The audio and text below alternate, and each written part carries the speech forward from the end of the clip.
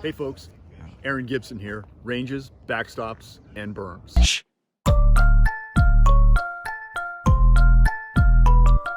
I'll talk to you about today is lead hazards and it related to shooting. Okay? Lead comes out of the gun as you're firing, not just out the front, but it kind of comes out all of the areas between the slide and the frame as it's going through the cycle of operation. Lead is one of those things that we're not supposed to have in our body. Now, we get a number of different foreign substances in our body that we can get rid of, just like lead, but lead is classified as a heavy metal, and it is toxic in quantity to the human body. Our bodies use a number of different minerals throughout our lifetime to metabolize different body functions, but lead's not one of them. And like I said, our body has a way of getting rid of certain things, but if we're bringing in more than our body can get rid of, then it becomes a problem.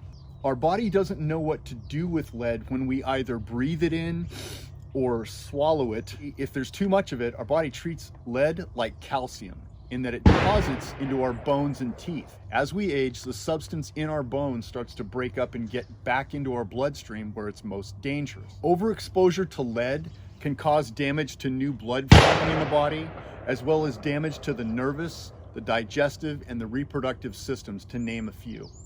At the point you discover that you are overexposed to lead, you're probably not going to be the only person in your household that is, because you will have brought it home with you each and every time you came back from the range, on your clothing and on your hair and exposed skin.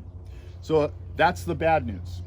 Here's the good news. There are some really simple strategies that any one of us can employ that can reduce the amount of lead that's in our environment and that gets into our body. The first of those is, while you're out here shooting at the range, or anytime you're out shooting, before you put anything into your mouth, wash your hands and use soap when you wash. As you're cleaning up from the range, okay? This is one of my favorites. As you're picking up brass, because sometimes at ranges you have to pick up your own brass, don't use your hat as a bucket. And this one's my favorite. Don't put brass in your mouth as a container until you get to put it away. Don't do that. As you're getting ready to leave the range, my recommendation is that if you have any outer layers of clothing that you can disrobe and still have some clothes on, take them off and put them in the trunk of your car or in the bed of the truck or what have you. Some people even have like leaf garden bags that they shove their clothes into before they leave, so they're not introducing lead into their car. But sometimes that's a little bit unavoidable. Now, when you get home, my recommendation is, if you find the shortest route to your laundry room, your mud room, what have you, if you have a garage, go in through the garage, change your clothes there, or at least get out of these clothes. And crucial, don't take your shoes, don't take your footwear, whatever you wore, into your house. Leave them out in the garage, or leave them on the porch or what have you. Because remember, lead being a heavy metal, it stays fairly close to the ground, and so your shoes are going to have quite a bit of the lead on them if you go shooting quite a bit. And finally, before you go to bed at night, that night that you went shooting, take a shower, use soap. I realize this is a change and it sounds kind of scary. It's not.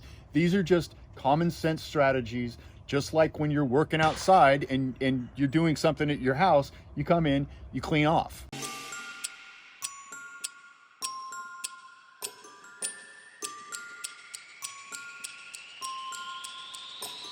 Thank you for your time.